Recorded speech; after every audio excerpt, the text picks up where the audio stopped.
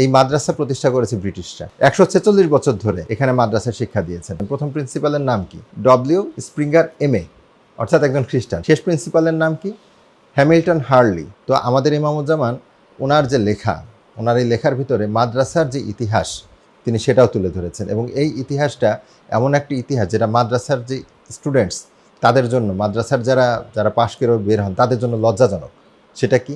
সেটা হচ্ছে যে এই মাদ্রাসা প্রতিষ্ঠা করেছে ব্রিটিশরা, ব্রিটিশ ওরিয়েন্টালিস্টরা। তারা প্রাচ্যের এই মানুষগুলোকে, ভারতবর্ষের এই মানুষগুলোকে, মুসলমানদেরকে কিভাবে পোষ মানানো যায়, কিভাবে তারা জেহাদ করবে না খ্রিস্টান শাসনের বিরুদ্ধে, পাশ্চাত্য শাসনের বিরুদ্ধে, সেজন্য তাদেরকে জেহাদবিহীন, তৌহিদবিহীন একটা আমল সর্বস্ব অর্থাৎ মাসলা মাসায়েলের কিছু বিষয় সিলেবাস বানিয়ে তারা মাদ্রাসা প্রতিষ্ঠা করেছে। সেই মাদ্রাসায় সেই সিলেবাসটা তারা শিক্ষা দিয়েছে।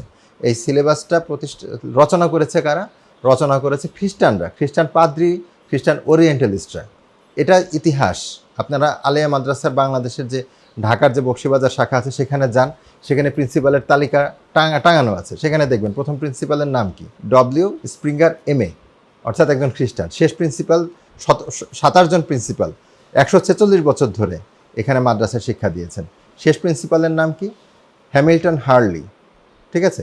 তার পরে এখানে 1927 সালে কামালউদ্দিন, শামসুল উলামা কামালউদ্দিন আহমেদ, খ্রিস্টান প্রিন্সিপালরা তারা যখন এই ব্যাপারে নিজেদের কাছে তারা সন্তুষ্ট হলো যে না, আমরা 146 বছর ধরে একটা খ্রিস্টানদের তৈরি করা একটা বিকৃত একটা ইসলাম আমরা এই জাতিকে শেখাতে পেরেছি, এই ছাত্রদেরকে শেখাতে পেরেছি, তখন তারা মনে করলো যে এই প্রিন্সিপাল পদটা আমরা এখন একজন মুসলিমের কাছে, অর্থাৎ একজন ইন্ডিয়ান লোকের কাছে আমরা দিতে পারি। তখন তারা শামসুল উলামা কামালউদ্দিন আহমেদ নামে একজন ব্যক্তির হাতে, যিনি তাদেরই ছাত্র, তার হাতে তারা তুলে দিয়ে তারা এই দেশ থেকে তারা 47 সালে চলে গেলেন, অর্থাৎ 20 বছর পরে তারা চলে গেলেন।